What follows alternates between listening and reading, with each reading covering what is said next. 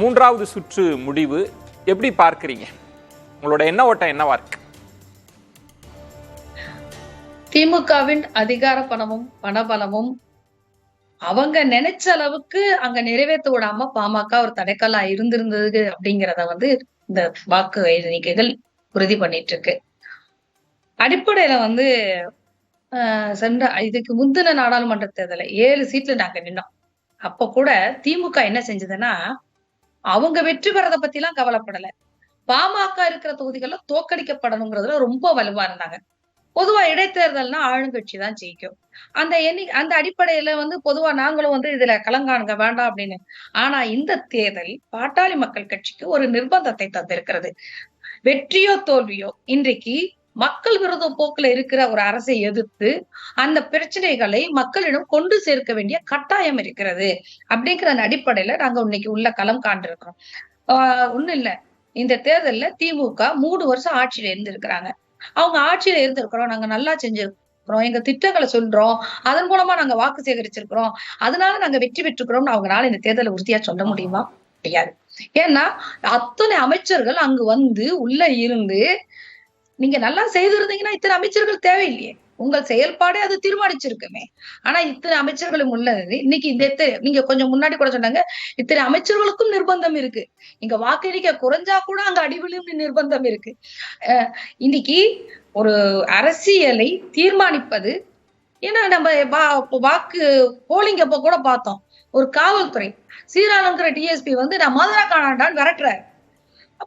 எந்த மாதிரியான அமைச்சர்களும் அதிகாரிகளும் அங்க உள்ள இருக்கிறாங்கிறது நம்மளுக்கு தெளிவாக தெரிகிற தேர்தல் அரசியல்ல ஒரு கட்சி கூடுதல் முக்கியத்துவம் கொடுப்பது என்பது ரொம்ப இயல்பானது. இப்ப பாமகவினர் கூட தர்மபுரியில கூடுதல் முக்கியத்துவத்தோடு தமிழகம் எங்கும் இருக்கிற பாமக நிர்வாகிகள் அங்க களப்பணி ஆற்றுறாங்க. தேர்தல் பணியை நீங்க பிரிச்சு பார்க்கலையா? இவங்க ஏன் இவ்வளவு பேர் இங்க வந்தாங்கன்னு கேள்வி கேட்க முடியுமா? இல்ல நீங்க என்ன ஒண்ணு புரிஞ்சுக்கணும், பாட்டாளி மக்கள் கட்சி அதிகாரத்துல இல்ல. இப்ப நாங்க அதிகாரத்துல இருந்து ஆளுகிற இடத்துல இருந்தோம்னா நாங்க செய்த விஷயங்களே பேசுங்கிற இடத்துல விட்டுருக்கோம். ஆனா அவங்கனால அதை செய்ய முடியலைங்கிறதா நான் குற்றச்சாட்டு. ஒண்ணு இல்ல, நீங்க நான் ஒரே ஒரு வித்தியாசத்தை சொல்லி முடிக்கிறேன். நீங்க ஏதோ பேச வர்றீங்க. ஒண்ணுதான், அவங்க 1000 ரூபாய் கொடுக்குறோம், பட்டா கொடுக்குறோம், உனக்கு இதை கொடுக்குறோம் அதை கொடுக்குறோங்கிற வார்த்தையில தான் போறாங்க. பாமகவை பொதுவா இடஒதுக்கீடை பற்றி இடப்பங்கீடை பற்றி பேசும்போதோ எல்லாரும் ஒரு சாதிய குற்றச்சாட்டை வைக்கிற போது நான் ஒரே ஒரு கேள்வி உங்க முன்னாடி வைக்கிறேன். பாமக 1000 ரூபாய் கொடுக்கறத பத்தியோ 100 ரூபாய் கரும்பு கொடுக்கறத பத்தியோ பேசல. அவர்களுடைய தேவைகளை அவரவர்களே நிறைவேற்றிக் கொள்வதற்கான கல்வி வேலை வாய்ப்புகளை உருவாக்குவதற்கு என்ன செய்ய வேணும், அதுக்கு உள்ள என்ன திருத்தணுங்கிறத பற்றி பேசுதுங்கிற வார்த்தை யாருமே நீங்க சொல்றதுக்கு தயாராக இல்ல அப்படிங்கறத உண்மையில வருத்தம். திமுகவுக்கும் பாமகவுக்கும் இடையில இருக்கிற வித்தியாசம், இவர்கள் 1000 ரூபாயை கொடுக்க தயாராக இருக்கிறார்கள். நாங்க மகளிர் உரிமை தொகையாக நான் வாக்கு கொடுத்ததை பத்தி கூட இப்ப பேசல, மகளிர் உரிமை தொகை 1000 ரூபாய் கொடுக்க தயாராக இருக்கிறார்கள். நாங்கள் அந்த 1000 ரூபாயை கூடுதலாக அவர்களை ஈட்டிக் கொள்வதற்கு என்ன செய்ய வேண்டும் என்று பேசுகிற இடத்தில் இருக்கிறோம். பேசலாம் திலகபாமா, காத்துருங்க. திமுகவிலிருந்து திரு ராஜீவ்காந்தி வந்திருக்கிறார். வணக்கம் ராஜீவ்காந்தி. முடிவை எப்படி பார்க்கிறீங்க? இப்ப 3வது சுற்றுல வாக்குகளை பார்க்கிறப்ப திமுக 18,000, பாமக சுமார் 7,000 அப்படின்றப்ப வாக்கு வித்தியாசம் நீங்க பெரிய அளவுல இருக்கும்னு எதிர்பார்த்து பாமக ஒரு டஃப் ஃபைட் கொடுத்துருக்கு அப்படின்னு புரிஞ்சுக்கலாம். ஒரு பலமான எதிர்க்கட்சியாக பாட்டாளி மக்கள் கட்சி இருந்தது, அதில் எந்த மாற்று கருத்தும் இல்லை. அதற்கு காரணம் அவர்கள் தொடர்ச்சியாக விக்கிரவாண்டி தொகுதிக்குள் சமூக நீதி என்கிற பெயரில் பேசிய சாதிய வாதம். தொடர்ச்சியாக மரியாதைக்குரிய திலகபாமாவோட இப்போ பேசினாங்க, நாங்கள் சமூக நீதி பேசுகிறோம். அந்த சமூக நீதி எங்கே எப்படி பேசப்படுறோன்றது விக்கிரவாண்டியில் இருக்கக்கூடிய ஊருக்குள்ளும் ஊருக்கு ஒதுக்குப்புறமாக இருக்கக்கூடிய ஒடுக்கப்பட்ட மக்கள் வாழுகிற சேரி என்று அழைக்கப்படுகிற இவர்களால் ஆண்டாண்டு காலம் தூற்றப்பட்ட பகுதியிலிருந்து அந்த கிராமத்தை பாருங்க, அவன் படிச்சுட்டான் என்கிற சாதிய பெருமை சமூக நீதி அல்ல, அது ஒரு சாதியவாதமாகத்தான் அங்கே இருந்தது. அது பரவாயில்லை, இடத்துல களம் அப்படிதான் இருந்தது. மக்கள் அதை பகிர்ந்து ஆய்வு செய்து வாக்களித்திருக்கிறார்கள். எங்களை பொறுத்தளவில் 3 ஆண்டு கால ஆட்சிக்கான இடைத்தேர்தல் என்பது எப்போதுமே ஒரு அரையிறுதி என்று சொல்வார்கள். மாண்புமிகு முதலமைச்சர் அவர்களுடைய தலைமையான இந்த ஆட்சிக்கான அரையிறுதி முடிவாக தான் இதை பார்க்கிறோம். பாராமட்டத்தில் 40க்கு 40 இடத்தை கொடுத்தாங்க.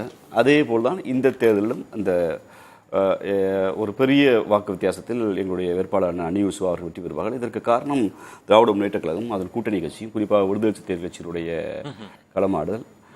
அக்கா சொன்னாங்க எல்லா அமைச்சர்களும் இங்கே இருக்காங்கன்னு. முதல்ல நான் எத்த பெரிய பேச்சாளராக நான் இருக்கலாம், அமைச்சர்கள் யாருன்னா இருக்கலாம், முதல்ல கட்சி தொண்டை. கட்சி நிற்கிற போது தெருவாய் போய் நின்று கட்சிக்காக பிரச்சாரம் செய்வது இயல்புதான். ஏன் திண்டுக்கல்ல இருந்து அக்கா திலகபாமா விக்கிரவாண்டிக்கு போனாங்க? திண்டுக்கலுக்கு விக்கிரவாண்டிக்கு என்ன சம்பந்தம்? அவங்க சொல்றாங்க எங்களுக்கு அதிகாரம் இல்லை. வரவில்லை. நீங்க அதிகாரத்தோட அதாவது இந்த அதிகாரத்தை நாங்கள் இழந்துட முடியாது. மக்கள் கொடுத்த அதிகாரத்தை நாங்கள் செய்ததை மக்கள் மன்றத்தில் போய் அரசியல்வாதியாக பிரச்சாரம் செய்ய வேண்டியது என்னுடைய கடமை.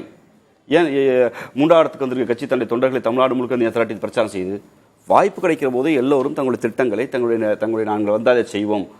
அதை சீன பழமொழி மாதிரி இப்போ பாமக பழமொழி, நாங்கள் மீன் பிடிக்க கற்றுக் கொடுப்பதை விட மீனை கொடுப்பதை விட மீன் பிடிக்க கற்றுக் கொடுப்போம். அதெல்லாம் பல பேர் பேசுறது தான், பரவாயில்ல, அது ஒரு மோட்டிவேஷன் ஸ்பீக் தான், எடுத்துகிட்டு போட்டேன். அதில் அதுக்குள்ளேயே போகலனா. அப்போ ஏன் வந்தீர்கள்? அமைச்சர் ஆவதற்கு முன்பு, அமைச்சர் எங்கள் பதவிக்கு முன்பு நாங்கள் அரசியல்வாதி. எங்கள் அரசியலை மக்கள் மன்றத்தை சொல்ல வேண்டிய கடை. ஆமா, பூத்து வாரியா நாங்கள் பார்த்தது என்ன இருக்கு? இல்ல, இப்ப ராஜீவ்காந்தி இப்ப முடிவுகளை பார்க்கிறப்ப பிரச்சார களத்தில் நிறைய விமர்சனங்கள் இருந்தது, உங்கள் தரப்புல முன் வச்சீங்க. ஆனா முடிவுகளை பார்க்கிற போது நீங்களே சொல்றீங்க வருகிற சட்டமன்ற தேர்தலுக்கு இது ஒரு அரை இறுதி அப்படின்னா பாமக ஒரு நெருக்கடியை கொடுத்திருக்கா அப்படின்றதுதான். பாமக இந்த வாக்கு பாமக வாங்கின எங்களுக்கு தெரியும். ஏன் இடைத்தேர்தலையே போட்டியிடாத ஐயா மருத்துவர் அவர்கள் விக்கிரவாண்டியில் போட்டியிடாரு. அங்கே அவர்கள் கம்யூனல் பேலன்ஸ் இருக்கு. வேற ஒன்றும் சமூக நீதியோ கல்வி நீதியோ, ஏன் சமூக நீதியோ கல்வி நீதியோ ஈரோட்டுக்கு வரல? இந்த சமூக நீதியோ புரட்சியோ கற்றுக் கொடுப்பாங்கிறது ஏன் வந்து கும்முடிப்பூடிக்கு வந்தது அங்கே திருமங்கலத்துக்கு வரமாட்டாங்குது? தான் ஏரியாக்கில் தான் பெரியாளும் காட்டிக்கிறதுக்கு அது அந்த பலத்தை விட்டுறக்கூடாதுங்கிறது. அதில் மிக முக்கியமாக இங்கே தொடர்ச்சியாக புதிய தலைமுறை தொலைக்காட்சி உட்பட அண்ணன் அக்னீஸ்வரன் தேர்தலுக்கு சொல்கிறேன், அதிமுக வாக்கு யாருக்கு போக போகுதுன்னு பழகிச்சு. அதிமுக மக்களை பொறுத்தளவு திராவிட கட்சிக்கு வாக்களிப்பு வாக்களித்திருக்காங்க நான் பார்க்குறேன். நம்ம மக்களை நம்ம கொச்சப்படுத்த முடியாது. அது ஒரு பெரிய இதுவரைக்கும் சொல்லப்பட்ட வந்தது, ரெட்டலைக்கு ஓட்டு போட்டவங்க உதயசூரியனுக்கு அந்த கை போகவே போகாது அப்படின்னு சொல்லி அது இல்லன்றீங்க. பொதுவாகவே தமிழ்நாடு அரசியல் என்பது கட்சிக்காரங்க அப்படி இருக்கலாம்.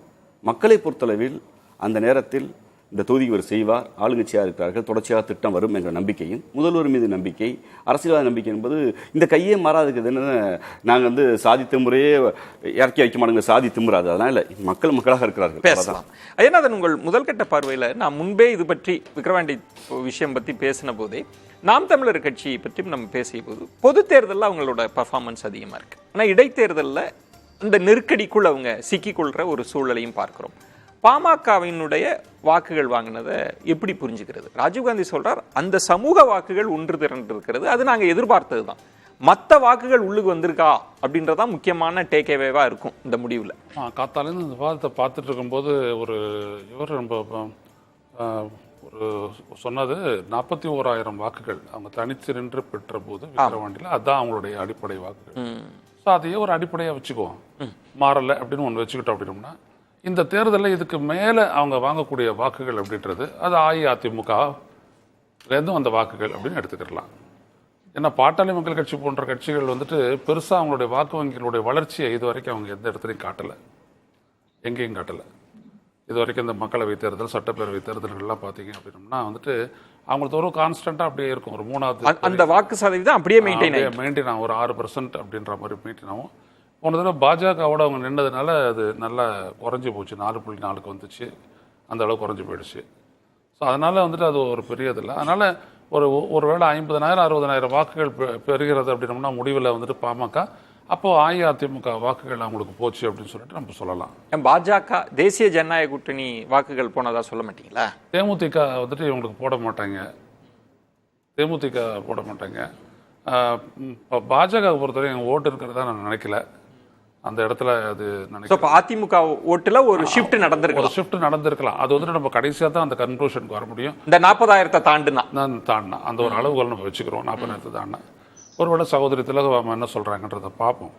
அது ஒன்று. ரெண்டாவது விஷயம், நாம் தமிழரை பொறுத்த வரைக்கும் அவங்க இந்த தேர்தல் எப்படி நடக்கும் அப்படின்ற ஒரு அணுகுமுறை எல்லாருக்குமே தெரியும். ஆளுங்கட்சி அவங்களுடைய அணுகுமுறை இதெல்லாம் எப்படி இருக்கும் அப்படின்றது எல்லாருக்குமே தெரியும். எந்த கட்சி ஆளுங்கட்சியாக இருந்தாலும் அப்படிதான். நம்ம வந்துட்டு இப்போ இங்கே விக்கிரவாண்டியில் பார்க்கறது வந்துட்டு நம்ம வந்துட்டு இங்கே பார்த்தோன்னா ஆர்கே நகரில் பார்த்தோம். ஒகேனக்கல்ல பார்த்தோன்னே இல்ல, அதுல ஜெயலலிதா நிற்கும் போது ஆனா நான் ஐயநாதன், போயிருந்தேன். ஆனா இதே ஆளுங்கட்சி தான் நிக்குது. அது அதிமுகவா இருக்கலாம், திமுகவா இருக்கலாம். அடுத்த இடத்தில் வருகிற அதிமுகவா இருக்கலாம், பாமகவா இருக்கலாம். நாம் தமிழரோட அதிகமா தானே பெர்ஃபார்மன்ஸ் இருக்கு. அப்ப நாம் தமிழருக்கு பொது தேர்தலை காட்டிலும் இடைத்தேர்தல என்ன சிக்கல் இருக்கு? பாமகவால நிக்க முடியுது இல்ல இந்த கிரவுண்ட்ல. இடத்துல வந்துட்டு அந்த ஏழை எளிய மக்கள் மேல இருக்கக்கூடிய அந்த ப்ரெஷரை நீங்க பார்க்கணும். அந்த பணம் மற்ற வசதிகள்லாம் கொடுக்கப்படும் போது இது ஒரு முக்கியத்துவம். நம்ம இந்த பேசும்போதே முந்தா நாள் அதில் சொன்னோம், முக்கியத்துவமற்ற தேர்தல். மக்களை பொறுத்த வரைக்கும் ஒரு இடைத்தேர்தல் அப்படின்றது எந்த விதமான முக்கியத்துவமும் அற்ற ஒரு தேர்தல். ஒரு எம்எல்ஏ தேர்ந்தெடுக்கப்படுகிறார் அப்படின்றத தாண்டி வேற ஒன்றும் இல்லை. அப்படியேப்பட்ட ஒரு தேர்தலில் வந்துட்டு ரொம்ப பெரிய ஒரு அரசியல் மாற்றத்திற்கான அறிகுறி தென்படுவது ரொம்ப ரேரு. கன்க்ளூஷன் பண்ண முடியாது. நம்ம பேசணும் சரிதானே? அப்படிதான் நம்ம பேசணும். எனவே அதுதான் இப்ப ரெண்டாவது, நாம் தமிழர் கட்சி இதையும் தாண்டி சாதிச்சிருக்கணும்ன்றது என்னோட எதிர்பார்ப்பு. இதையும் தாண்டி தங்களுக்கான ஒரு மாற்று அரசியலுக்கான ஒரு கட்சி இந்த இடத்துலயும் அதை சாதிச்சு இருக்கணும். ஆனா அவங்களுடைய அணுகுமுறையில வந்துட்டு நிறைய குறைபாடுகள் இருக்கு. இந்த பாட்டு பாடுறது, இந்த பேசுறது, இதெல்லாம் வந்துட்டு என்ன அப்படின்னோம்னா, ஒரு பொதுவா நின்று ஒரு தேர்தலையும் கூட ஒரு பெரிய ஒரு ஜனநாயக நெறிகளுக்கு உட்பட்டு பார்க்கக்கூடிய வாக்காளர்கள் அப்படின்றவங்க நிறைய இருக்கிறாங்க. அவங்கள ஈர்க்கலை. எனவே அவங்க ரொம்ப பெரிய அளவிற்கு கம்மியாக வாக்கு. ஆனா பொதுவாக என்ன சொல்றாங்க, இப்ப நீங்க முன்பு வைத்த வாதம் தான், இடைத்தேர்தல் அப்படின்னாலே எல்லா ஆளுங்கட்சிக்கு எதிராக இருக்கிற எல்லா கட்சியும் பணநாயகம் வென்று விட்டது. இப்ப எல்லா கட்சிகளும் நீங்க தொடர்ந்து இடைத்தேர்தல் முடிவுகள் வந்த பிறகு அடுத்த அறிக்கையை பார்த்தா இதுதான் இருக்கும், பணநாயகம் வெற்றி பெற்றது, ஆளுங்கட்சியினுடைய அராஜகம், அதிகார துஷ்பிரயோகம், இப்படிதான் காலங்காலமா எழுதிட்டு இருக்காங்கல்ல. இதுதான் சொல்ல போறாங்க அப்படின்னா நம்ம இந்த முடிவை எப்படிதான் புரிஞ்சுக்கிறது? மக்களோடு நெருங்கி இருக்கிறாங்களா? இந்த முடிவுகளை அவங்க பகுப்பாய்வு செய்யறாங்களான்ற ஒரு கேள்வி இருக்குல்ல. யாரு?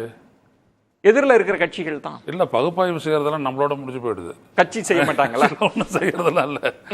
இப்ப நம்மளோட உட்காந்தனால ராஜீவ் காந்தி செய்வாரு, நம்மளோட இருக்கிறதுனால திலகபாமாவும் செய்வாங்க. அவ்வளவுதான். எப்படி கட்சிகள்லாம் எதுவும் செய்யறது அவங்களுக்கு எல்லாம் கல யதார்த்தம் நல்லா தெரியும். இடைத்தேர்தலுக்கு முன்பே தெரியும் இவ்வளவு தூரம் வரப்போகுது. இப்ப பாமக அப்படின்றதுக்கு தான் இதுல வந்துட்டு அன்னைக்கு நம்ம சொன்ன மாதிரி ஆசிட் டெஸ்ட். ஏன் அப்படின்னம்னா அவங்க வந்துட்டு நிரூபிக்க வேண்டிய ஒரு கட்டாயம் இருக்கு. நீங்க சொன்னது ஐயநாதன் முக்கியமான இடம். 42,000 வாக்குகள் அப்படின்றது திரு அன்புமணி அவர்களை முன்னிலைப்படுத்தி மாற்றம் முன்னேற்றம்னு சொல்லி முன்னிலைப்படுத்தி வாங்கின வாக்குகள். அதுல இருந்து எந்த அளவுக்கு அவங்க ஜம்ப் ஆகுறாங்க, அதுதான் முக்கியமான பகுப்பாய்வுக்கு முக்கியமான அளவுகோலா இருக்குன்னு சொல்லியிருக்கீங்க. தொடர்ந்து பேச